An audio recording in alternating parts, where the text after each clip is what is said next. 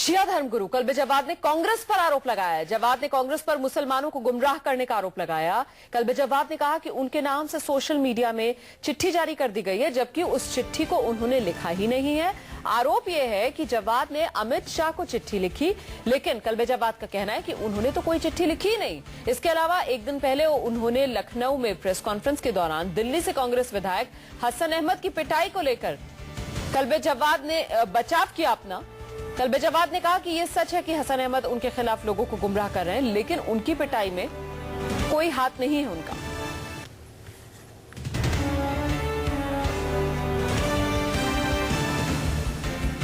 हम सीधे रुख करेंगे, मेरे सहयोगी मानस श्रीवास्तव इस वक्त हमारे साथ मौजूद हैं।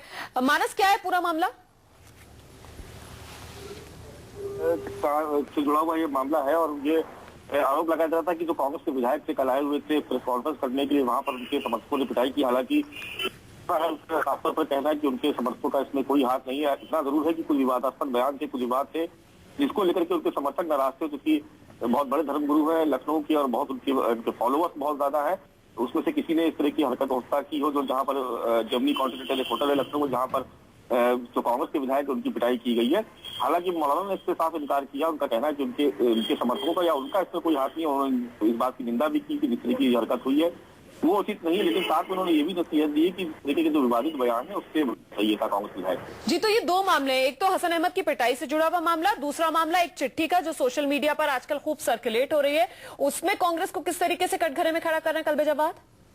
देखिए, मौलाना का साफ तौर पर कहना है कि उस चिट्ठी से उनका कोई लेना देना नहीं है और एक साजिश के तहत वो चिट्ठी लिखी गई है। आज से करीब 12 दिन पहले भी हमारी बात हुई थी और उन्होंने साफ तौर पर इनकार किया था। बल्कि कुछ जो लखनऊ के कुछ उर्दू अखबार में ये सबसे पहले एक खत जो था वो छापा गया था, जिसके बाद शिया धर्मगुरु मौलाना कल्बे जवाद ने इसका विरोध भी किया था और आपत्ति भी जताई थी और कहा भी था कि अगर जरूरत पड़ेगी तो कानूनी कार्रवाई करेंगे, इसके खिलाफ एफआईआर दर्ज कराएंगे। चलिए, आप रहिए हमारे साथ मानस, में लौटूंगी आपके पास। दर्शकों को जरा सुना देते हैं क्या कह रहे हैं कल्बे जवाद। पूरी हरकत जो की है वो, और सिराज मनी साहब का नाम आ रहा है, हसन अहमद साहब का नाम आ रहा है और अहमद पटेल साहब का नाम आ रहा है कि हमारे नाम से एक जाली फर्जी नकली खत जारी कर दिया अमित शाह के नाम, जो हमारा यहाँ से शायद पैड वेड चुरा लिया हो, क्योंकि सिराज मनी साहब आते हैं यहाँ पर बराबर आते रहते हैं, तो पता नहीं कैसे पैड उनको मिल गया या उन्होंने स्कैन कर दिया उसको, जो भी किया हो। उसका हमारे नाम से अमित शाह के नाम खत, जिसमें मोदी साहब की हिमायत और उसके बाद और फर्जी चीजों उसमें, और लेकिन वो ये भूल उन्होंने अपनी फैक्स से उसको सब तरफ भेजा। तो हर आप पूरे व्हाट्सएप पे फेसबुक में देख लीजिए, जहां जहां देखिए सिराज मनी साहब के ऊपर फोन नंबर उसमें हर खत में। हमने उसकी एफआईआर की, हाँ, दिल्ली में इलेक्शन कमीशन को हमने रिपोर्ट की, सब कुछ किया, लेकिन कोई कार्रवाई नहीं हो रही। इससे भी बहुत रोष पैदा हो रहा है पब्लिक में कि भाई इतनी बड़ी जालसाजी, इतनी बड़ी बेईमानी और इतना लोगों में डिवीजन पैदा करने की कोशिश, मुसलमानों को भड़काने की कोशिश, उसके बाद भी ना पुलिस कोई कार्रवाई कर रही है, ना इलेक्शन कमीशन कोई कार्रवाई कर रहा है।